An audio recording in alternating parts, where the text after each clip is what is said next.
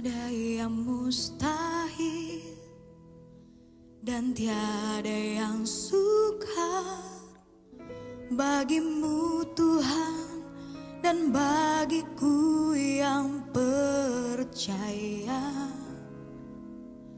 Dahsyatnya kuasa-Mu membuatku tak ragu. Janji-Mu kan digenapi pada waktu-Mu. Kaulah pengharapanku, padamu ku percaya.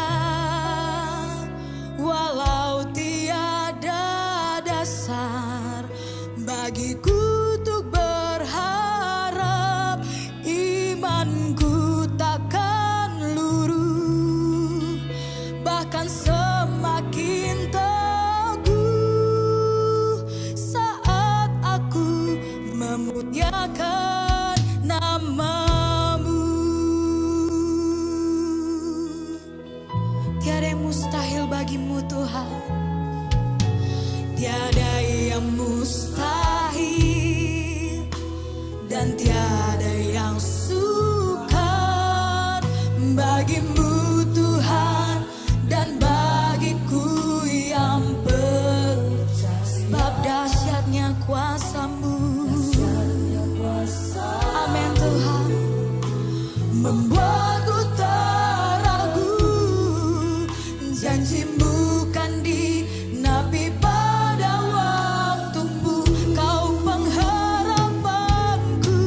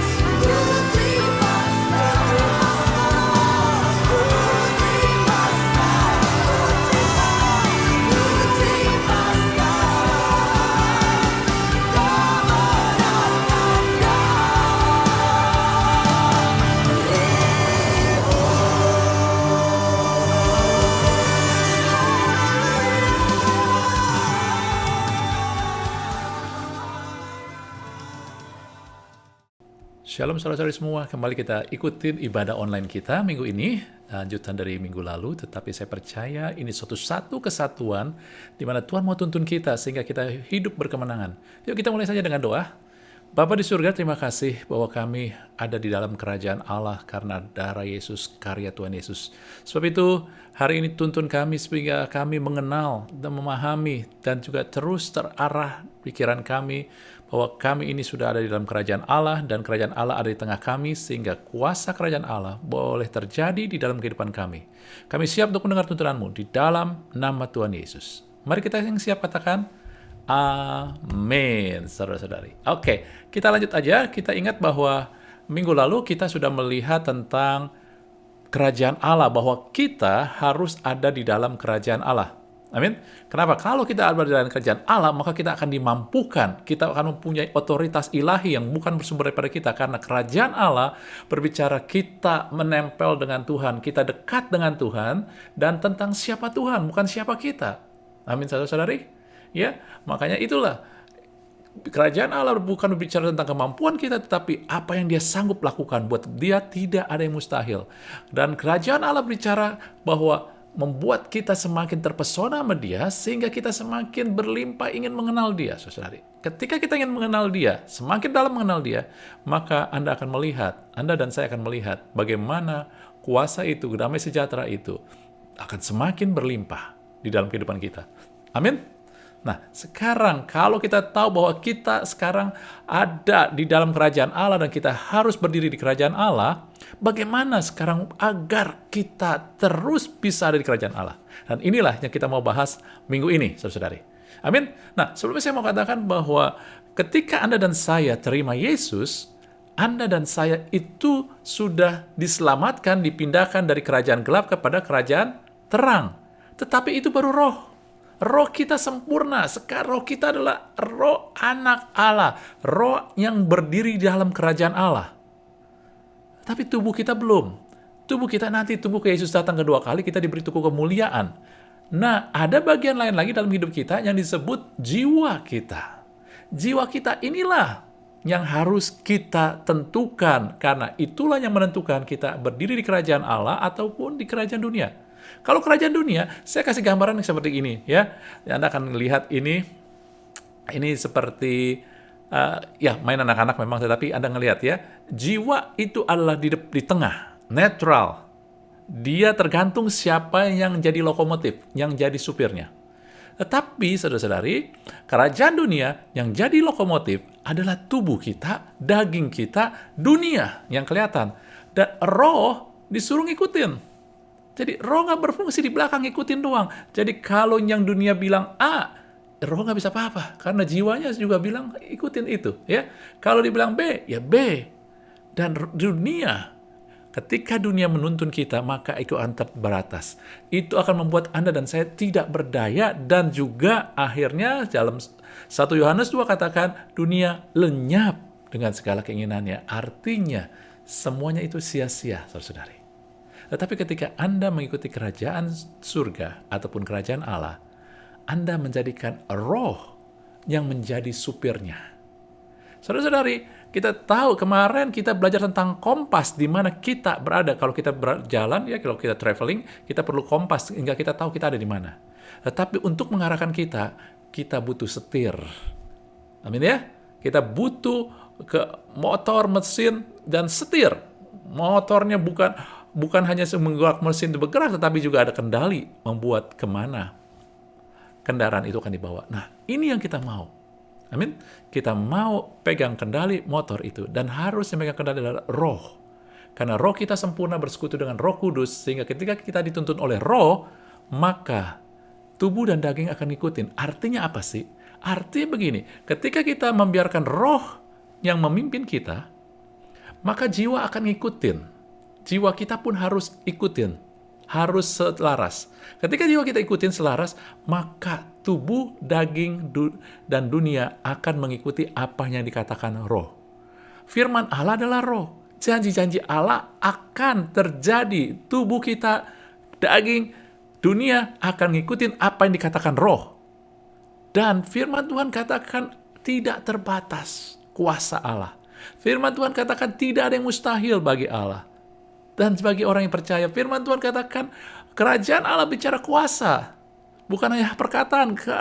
Terus kemudian Allah menyatakan bahwa Tuhan mau memberikan kita kebahagiaan, damai sejahtera, memberikan kemenangan, dan kekal. Artinya tidak akan sia-sia, dan itu akan terus berlanjut, saudari. Amin. Untuk itulah kita perlu setir ini, mengarahkan kemana kita mau bawa jiwa kita ini. Dan perlu kita kendalikan. Kita ambil sekarang, ya, ini dia jiwa. Jiwa itu memang kehendak, pikiran, ya, kemauan. Kita akan berfokus pada pikiran, saudari. Amin. Ya, kita ambil dari 2 Korintus 10 ayat 4 dan 5. Dikatakan firman Tuhan begini, ya, karena senjata kami dalam perjuangan bukanlah senjata duniawi, melainkan ataupun senjata daging, ya, yang kelihatan, melainkan senjata yang dia diperlengkapi dengan kuasa Allah yang sanggup meruntuhkan benteng-benteng. Kami mematahkan setiap siasat dan merubuhkan setiap kubu yang dibangun oleh keangkuhan manusia untuk menentang pengenalan akan Allah. Kami menawan segala pikiran dan menaklukkannya kepada Kristus, saudari. Amin. Nah, saudara, kita mau ambil belajar dari sini, karena Tuhan mau sampaikan tentang ini. Banyak sekali tentang kerajaan Allah diambil, karena sesungguhnya Alkitab itu, Perjanjian Baru terutama, banyak berbicara tentang kerajaan Allah. Kalau Anda baca Perjanjian Baru, Kisah Para Rasul, itu bicara kerajaan Allah terus. Semua kerajaan Allah, kerajaan Allah, kerajaan Allah. Yesus ketika datang, dia bilang kerajaan Allah. Ketika diajarin doa Bapa kami, ya, datanglah kerajaanmu. Kerajaan apa? Kerajaan Allah, saudara-saudari. Ya. Jadi kerajaan Allah suatu konteks yang penting, yang harus dipegang, dipercayai, dan juga, saudara-saudari, Anda dan saya harus hidup di situ. Nah, kemudian inilah, untuk dimulai kerajaan Allah, kita mulai harus menawan segala pikiran. Jiwa kita, pikiran kita ada di jiwa. Pertempuran untuk kita berada di kerajaan, berdiri di kerajaan Allah atau tidak, ada di jiwa, bukan di roh. Roh kita tadi sempurna, bersekutu dengan Roh Kudus, Roh Allah ada di kerajaan Allah. Tapi jiwa kita inilah yang menjadi medan pertempuran. Pikiran kita yang menjadi medan pertempuran. Oleh sebab itulah yang kita harus ubah adalah pola pikir, agar pola pikir kita ada di kerajaan Allah, saudara-saudari. Amin. Nah, pola pikir bagaimana yang perlu ada di kerajaan Allah yang harus kita pegang? Kita akan ngelihat, ya. Nah, saya akan ngelihat apa yang Tuhan taruh, dan menurut saya ini adalah suatu prioritas. Pertama adalah yang dikatakan dalam tadi 2 Korintus 10, tadi saudara-saudari 4 dan 5, sekarang kita loncat 7a, tetapi saya pakai terjemahan Indonesian Modern Bible, karena lebih sesuai dengan bahasa aslinya, ya. Dikatakan, apakah kamu melihat sesuatu dari penampilan luarnya? Jika seseorang percaya bahwa dirinya adalah milik Kristus, artinya begini dia ngomong, kamu mau melihat seorang milik Kristus bukan penampilan dari luar, pakai kalung, datang ke gereja, bukan. Yang saya mau sampaikan di sini, pola pikir berdiri di kerajaan Allah, bukan melihat apa yang di luar, tetapi kemudian adalah suatu keyakinan. Pertama, keyakinan bahwa dirinya milik Kristus. Kita harus percaya apapun juga yang terjadi dalam kehidupan kita, kita adalah milik Kristus. Firman Tuhan jelas mengatakan, Roma 8 katakan, ya, tidak ada yang bisa memisahkan kita dari kasih Kristus. Dan juga tidak ada yang bisa membuat Tuhan itu jauh dari kita, saudara-saudari. Yang membuat Tuhan jauh dari kita adalah cara kita melihatnya. Tuhan gak pernah jauh dari kita, saudara-saudari. Oleh sebab itu, disinilah ketika kita percaya bahwa kita milik Kristus, saya melihat ada 5 hal yang harus kita ketahui. Kita pegang, kita ubah pola pikir kita. Pertama, Anda diterima. Maknanya diterima apa, saudara-saudari? Anda diterima ketika firman Tuhan berkata dalam Yesaya 41, dikatakan, ya, aku berkata kepadamu, engkau hambaku.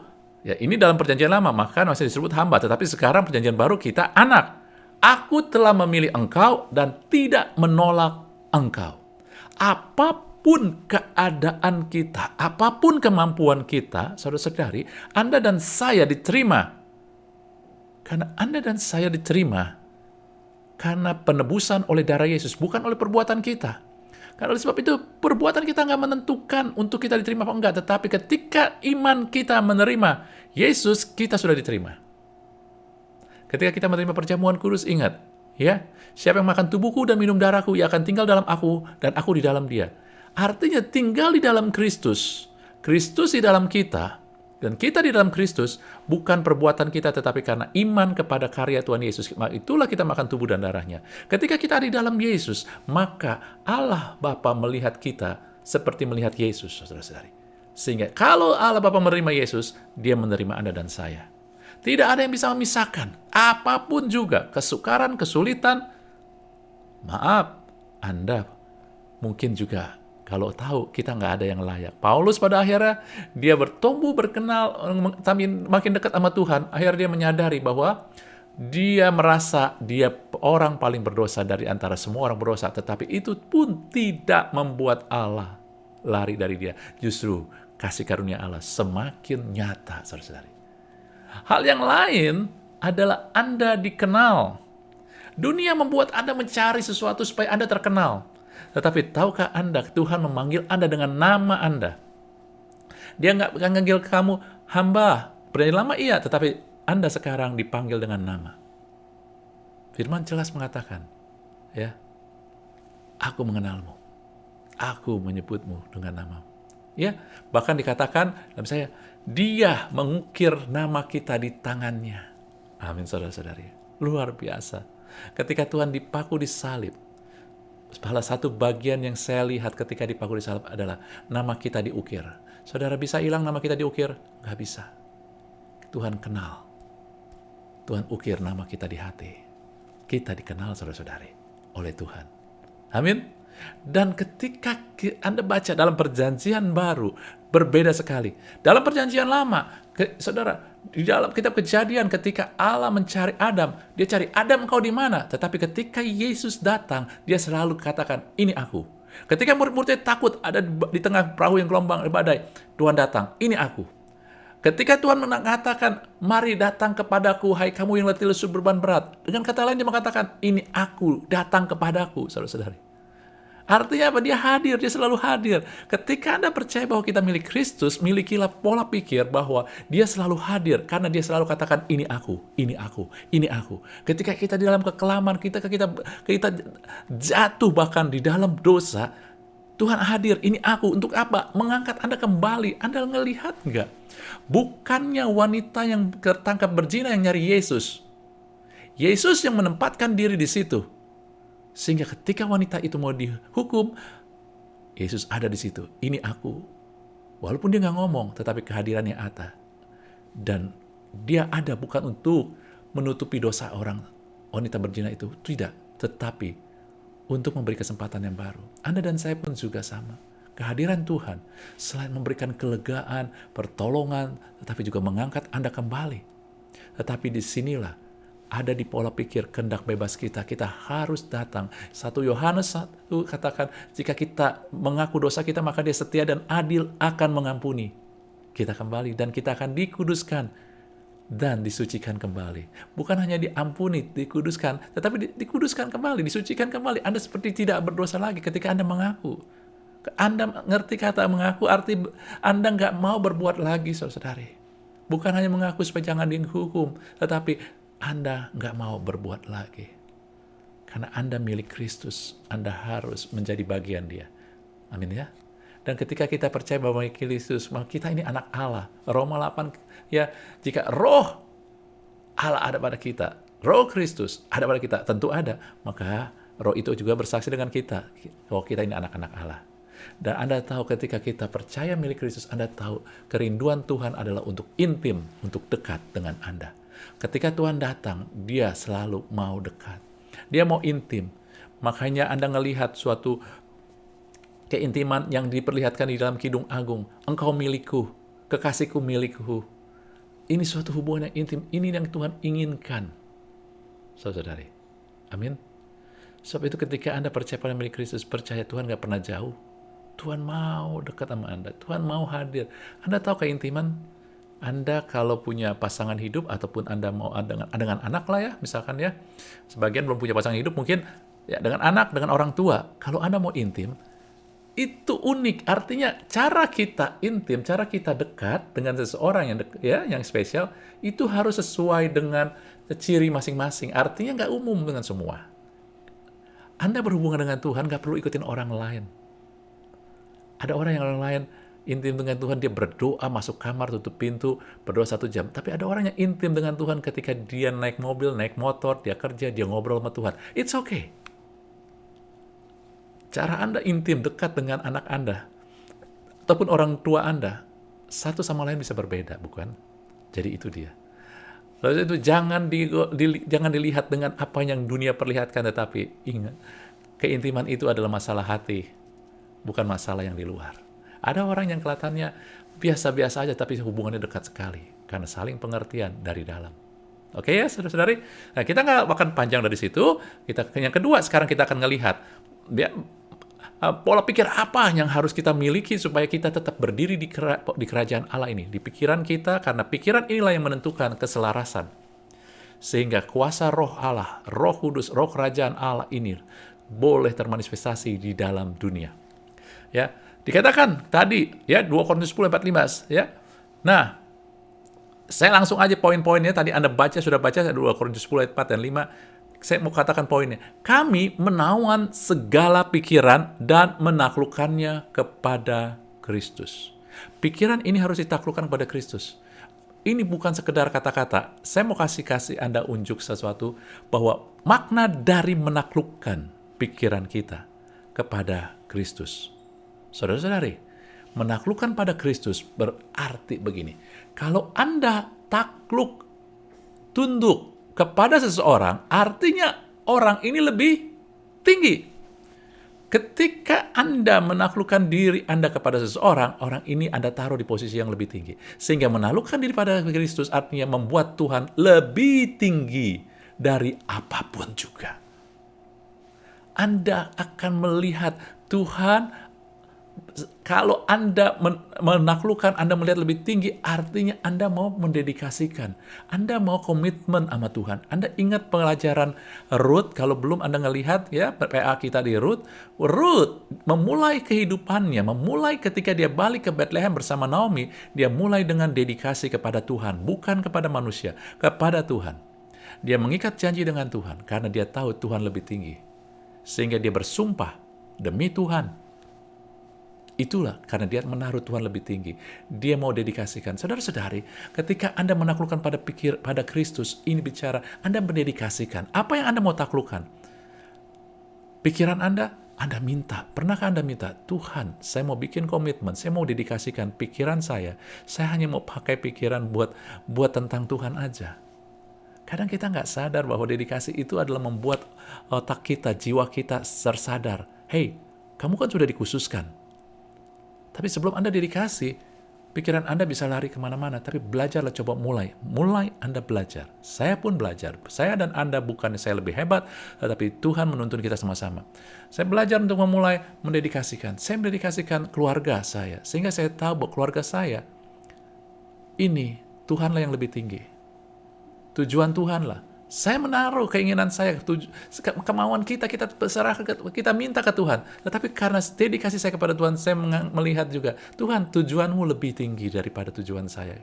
Kalau tujuan saya bertentangan dengan tujuan Tuhan, maka tujuan Tuhanlah yang saya mau. Pikiran saya juga, pikiran kita juga, dedikasikan pikiran kita juga buat Tuhan. Hidup kita, kekayaan kita, apapun juga, ya. Pekerjaan kita pun dedikasikan. Artinya apa? Tuhan, pekerjaan saya harus memuliakan Tuhan. Karena Tuhan yang lebih tinggi, tujuannya untuk Tuhan. Tujuannya bukan Tuhan, bukannya artinya Tuhan gila disembah. Saudara nggak perlu, Tuhan nggak minta disembah. Tetapi tujuan adalah kita mau meninggikan Tuhan. Tujuannya apa? Ujung-ujungnya buat kita juga. Karena kasih Tuhan, ujung-ujungnya kalau ketika kita mendedikasikan ke Tuhan, maka kita akan mendapatkan melampau daripada apa yang dapat kita pikirkan dan bayangkan, karena itu yang disediakan oleh Tuhan. Kalau kita meninggikan Tuhan, maka apa yang Tuhan sudah sediakan di tempat tinggi itu buat kita. Ya. Nah, saudara, kemudian membuat Tuhan lebih tinggi juga berarti membuat firman lebih tinggi. Karena Allah, Yesus adalah firman yang hidup. Alkitab adalah firman Allah yang tertulis. Amin ya. Yesus adalah firman Allah yang hidup, saudara-saudara. Ya. Jadi Alkitab ya firman yang tertulis. Oke, ya. Nah, ketika pikiran-pikiran, tadi kita bicara pola pikir. Ketika pikiran-pikiran kita yang masuk di panah-panah, saudara, ke dalam pikiran kita, mengatakan, mustahil lah.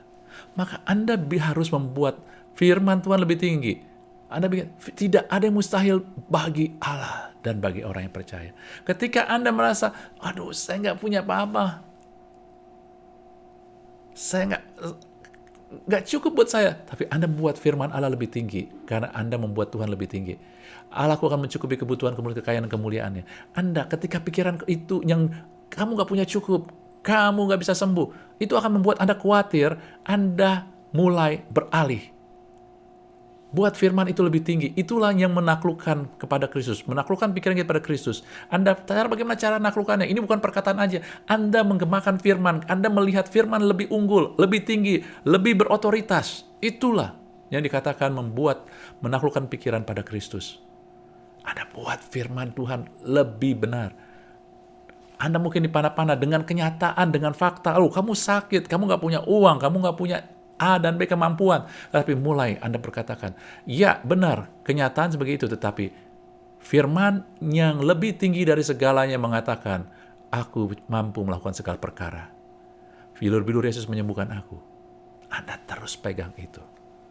Itu berarti Anda sedang membuat pola pikir Anda tetap pada kerajaan Allah. Dan Anda, pikiran Anda, jiwa Anda ada di kerajaan Allah. Maka daging yang nyata, dunia harus mengikuti apa yang tertulis di firman yang adalah roh. Yohanes 6, ya, ayat 3 katakan, perkataan-perkataan yang kukatakan adalah roh. Firman Tuhan itu roh, saudara-saudari. Sebab itu butuh jiwa kita untuk selaras arti sinkron, setuju dengan apa yang dikatakan roh, supaya mengalirlah kuasanya dan terjadi di dalam dunia nyata. Di dunia ini. Amin ya saudara-saudari? Ya. Kemudian saudara-saudari, tadi kembali 2 Korintus 10, 4-5. Ya, dikatakan yang ketiga, pola pikir dalam kerajaan Allah, kita harus melatih. Kita harus merubuhkan setiap kubu yang dibangun oleh keangkuhan manusia untuk menentang pengenalan akan Allah. Apa maknanya? Buat saya adalah maknanya, saudara, pengenalan akan Allah itu akan mengalahkan kubu-kubu yang dibangun oleh manusia. Kita harus mengenal Allah. Mengenal Allah, saya tahu kok Allah Bapa, Putra, dan Roh Kudus. Bukan hanya itu, saudara-saudara. Anda ingat suatu ketika peristiwa kejadian ketika Yesus memulai pelayanannya, kemudian dia melewati Yohanes Pembaptis, dan ada 2 murid Yohanes Pembaptis, dan Yohanes bilang, itu anak domba Allah. Lalu 2 muridnya mengikuti Yesus, Yesus makanya, mau apa kamu? Gitu ya. Terus kemudian dijawab, Yesus bilang, mau apa yang kamu cari? Karena mereka mengikuti Yesus. Kemudian mereka menjawab, Rabi, di mana engkau tinggal? Dan Yesus berkata, mari, dan kamu akan melihatnya. Mereka pun datang dan melihat di mana ia tinggal. Dan hari itu mereka tinggal bersama-sama Yesus. Maknanya apa sih? Mengenalan akan Allah bukan pengetahuan. Tetapi ketika Anda belajar dari kehidupan sehari-hari, ketika Anda sehari-hari menyertakan Yesus, Anda belajar apa yang Tuhan mau. Apa yang Tuhan mau ketika saya bangun pagi, ketika saya mulai bicara dengan pasangan hidup, dengan anak, dengan teman, dengan saudara, dengan pekerjaan, dengan usaha. Apa yang Tuhan mau. Di situ Anda akan belajar dari kehidupan sehari. Inilah murid-murid Yesus tinggal bersama Yesus, sehingga mereka mengenal akan Allah. Artinya kehidupan sehari-hari. 24 jam. Bukan arti 24 jam kita mikirin Kristus, tapi 24 jam kita mulai mengarahkan. Tadi, Tuhan mau apa? Apa yang terbaik ya Tuhan? Anda ikut terus seperti Tuhan hadir di Anda. Anda bicara, ajak dia ngobrol. Gampang kan? Kalau kita mulai latih, nanti akan terbiasa. Amin, saudara-saudari. Ya? Banyak orang melatih untuk kehadiran Tuhan, mereka mulai belajar melihat kehadiran Tuhan dalam kehidupan sehari-hari. Mereka ngobrol di hati, ya, saudara. Jangan ngobrolnya keluar suara, ntar orang pikir Anda bermasalah dengan otak Anda. Di dalam hati aja, karena Tuhan adalah roh, Dia dengar. Dia mengerti setiap bahasa. Ya, bahasa yang berguna, diam, Dia mengerti semua. Ya. Disitulah kita bertemu Tuhan. Kemudian, saudara-saudari, Yesus pernah berkata tentang kerajaan Allah dalam Matius 18 ayat 4 dikatakan, barang siapa merendahkan diri dan menjadi seperti anak kecil, dialah empunya. Ya, dialah yang terbesar dalam kerajaan Allah. Dengan kata lain, saudara, kerendahan hati. Prinsip kerajaan Allah selalu begini, saudara. Dia mengalir ke tempat yang rendah. Yakobus, Petrus, dan ayat-ayat yang lain mengajarkan bahwa ketika kita merendahkan diri kita di hadapan tangan Tuhan yang kuat, maka Dia akan bertindak, Dia akan berikan kuasanya. Rendahkan dirimu di hadapan tangan Tuhan. Kerendahan hati membuat kuasa Tuhan mengalir, saudara-saudari. Rendah hati adalah Anda mau belajar. Rendah hati adalah Anda mau ditegur. Anda mau dinasehatin.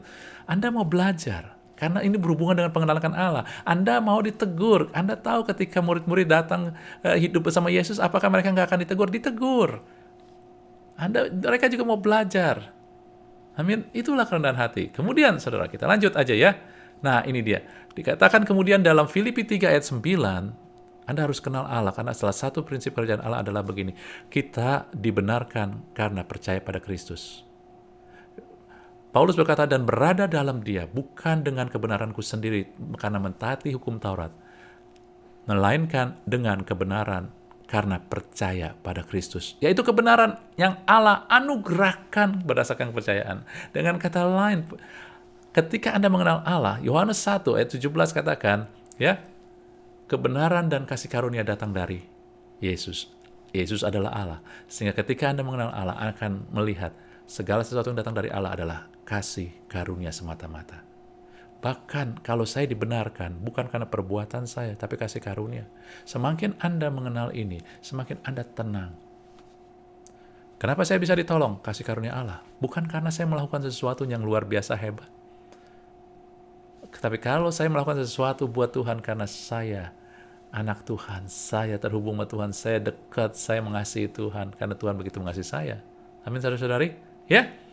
Amin? Kita lanjut aja. Luar biasa. Saya minta Anda merenungkan. Ini bukan hanya setengah dengar, tapi Anda mulai merenungkan. Ini sebagian. Ketika Anda renungkan, Tuhan akan tambahkan lagi, sehingga itu akan membekas di pikiran Anda, dan akan membuat Anda mengerti tentang pola pikir di kerajaan Allah, saudara-saudari. Oke? Nah, yang kembali lagi, 2 Korintus 10 ayat 7, terjemahan IMB, ya. Apakah kamu melihat sesuatu penampilan luarnya aja? Nah, pola pikir kerajaan Allah tidak melihat dari luarnya doang. Dunia ia melihat dari luarnya aja.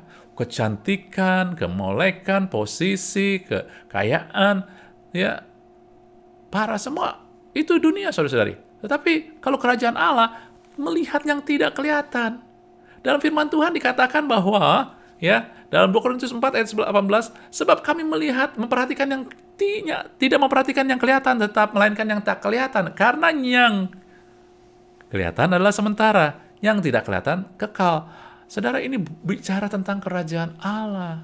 Artinya apa sih? Artinya kita mulai memperhatikan kekekalan. Kekekalan itu nggak kelihatan. Dan Anda harus melihat bahwa apa yang Anda lakukan itu juga membawa dampak pada kekekalan.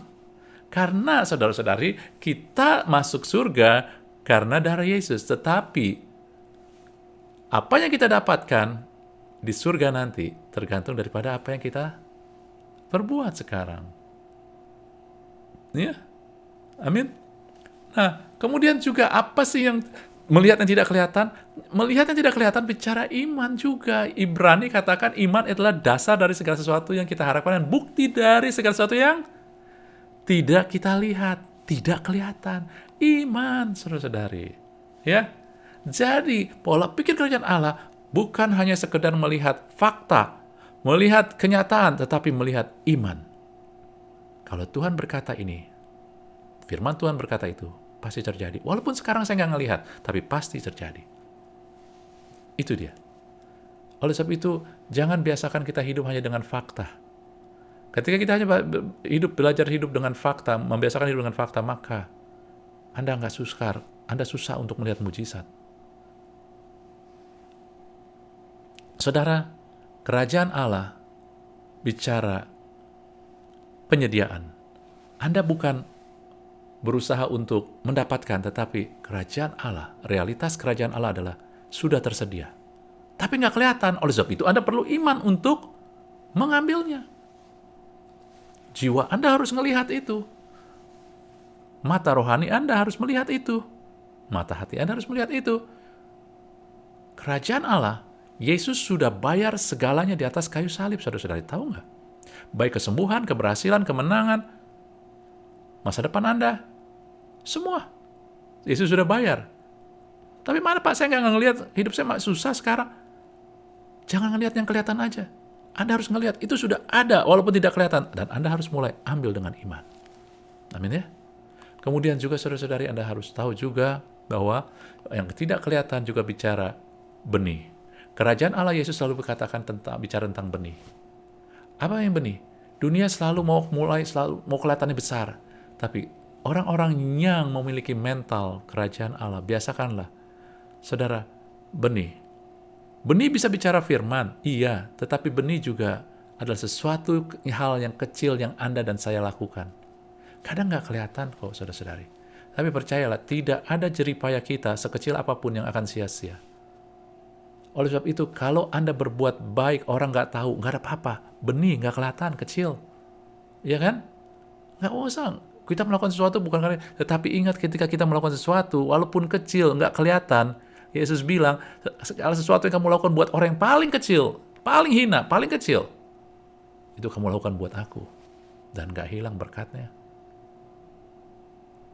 Amin, saudara. Luar biasa sekali, saudara. Jangan melakukan sesuatu yang benar, yang baik, hanya demi untuk dilihat orang. Jangan lakukan, ya, jangan biarkan tangan kiri Anda tahu apa yang tangan kanan perbuat, atau sebaliknya, mungkin, ya. Jadi artinya, saudara, lakukanlah bukan untuk dilihat, lakukanlah untuk kerajaan Allah. Dan kerajaan Allah, apapun sekecil apapun yang kita lakukan, pasti nggak akan kembali sia-sia. Ketika Anda mau mengalah demi perdamaian, orang lain bilang Anda bodoh, orang lain mungkin nggak melihat, tetapi kerajaan Allah, Anda pemilik kerajaan Allah. Amin. Ya, saudara. Haleluya. Yang terakhir adalah ketika Anda melihat yang tidak kelihatan, saudara-saudara, itu bicara kerja keras, bukan penampilan. Ketika Anda mulai percaya bahwa kerajaan Allah itu kasih karunia, kemurahan Tuhan, kerajaan adalah benih, maka kalau Anda tahu setiap benih itu akan menghasilkan, kalau Anda tahu itu kasih karunia, bukan karena usaha Anda, bukankah itu akan memacu kita untuk kerja keras? Karena benih ini, semakin banyak yang kita tabur benih, semakin akan menghasilkan. Semakin banyak kita melihat kasih karunia, semakin kita akan bersyukur sehingga kita memberikan yang terbaik. Inilah kerja keras, nggak perlu dilihat orang, bukan buat penampilan, buat sesuatu yang Anda lihat dengan iman.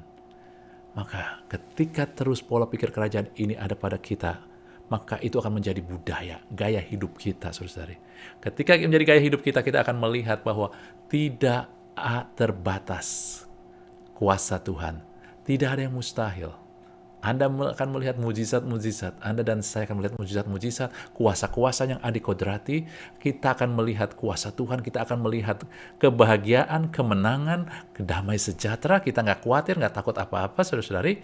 Dan kita akan melihat bahwa apa yang kita lakukan nggak akan sia-sia. Artinya apa? Akan terus dibawa pada kekekalan. Amin. Kalau selama ini kita mempunyai pola pikir dunia, itu akan sia-sia. Nggak akan dibawa pada kekekalan. Nggak akan, saudara. Renungkan lebih dalam lagi. Saya tahu, Tuhan mau bicara lebih kepada Anda dan saya. Karena Dia rindu Anda, pola pikir kita dan saya, memiliki pola pikir kerajaan Allah. Ikutin aja beberapa hal yang di sini. Nah, kalau Anda renungkan, mungkin Tuhan akan tambahkan. Tetapi yang penting adalah Anda terhubung dengan Tuhan. Kerajaan Allah bicara terhubung dengan sumber, yaitu Allah. Kita bukan sumber. Dan izinkan Dia alirkan itu. Tapi berikan waktu, berikan perhatian kita, berikan dedikasi kita, berikan jiwa kita, pikiran, kehendak, dan kemauan kita, saudara-saudari. Amin. Harapan-harapan kita semua kita serahkan, selaraskan dengan kerajaan Allah. Amin, saudara. Saudara bisa tangkap semua itu? Saya percaya ini semua pasti akan memberkati kita ketika kita merenungkan dengan sepenuh hati dan tahu bahwa ini tuntunan Tuhan. Kiranya memberkati kita. Yuk kita tutup dengan doa. Bapa di surga, terima kasih bahwa Tuhan selalu ada buat kami. Tuhan Allah kerajaan ini yang kekal, yang maha besar, ada di pihak kami. Biarlah hari-hari ini kami mulai menyadari Tuhan, bahwa Tuhan itu dekat dengan kami. Kami milik Tuhan, sehingga Tuhan selalu ada. Tuhan, kami bersyukur bahwa Tuhan bukan hanya ada, tetapi Tuhan lebih tinggi dari segala-galanya. Firman perkataanmu jauh lebih tinggi. Oleh sebab itu kami mau taruh bahwa otoritas kerajaan Allah dan otoritas firman Tuhan jauh lebih tinggi dari segala yang kami bisa lihat di dunia ini dan di semesta alam ini, Tuhan. Kami juga percaya, Tuhan, bahwa Tuhan, Engkau selalu membuat dirimu dikenal oleh anak-anakmu. Engkau ingin anak-anakmu mengenal, karena firman-Mu sendiri, kalau umat Tuhan mengenal Allah, maka kami akan jadi kuat. Dalam pertempuran, meruntuhkan benteng-benteng pun lewat pengenalan akan Allah, bukan dengan senjata dunia. Tapi ketika kami kenal Allah, iblis nggak bisa menipu kami. Terima kasih Tuhan. Dan juga kami tahu juga bahwa kerajaan Allah bicara tentang sesuatu yang tidak kelihatan. Bukan yang nggak kelihatan arti kami berhayal, tetapi kami melihat apa yang kami lakukan, benih-benih yang kami taruh dengan iman, pasti bertumbuh, berbuah, dan gak akan kembali sia-sia. Kehidupan kami telah ditebus Tuhan, kami ada di dalam kerajaan Allah. Roh kami sempurna, tapi jiwa kami mau tetapkan, mau didikasikan untuk terus selaras dengan kerajaan Allah. Roh Kudus tolong setiap umat Tuhan, sehingga kuasa-kuasa Tuhan terjadi, manifestasi kuasa Tuhan, kemuliaan Tuhan, dan kehidupan yang berkemenangan, yang penuh dengan damai sejahtera, sukacita, damai dan kebahagiaan, boleh terjadi dalam kehidupan kami, anak-anak-Mu. Di dalam nama Yesus kami berdoa. Haleluya. Amin. Tuhan berkati kita semua.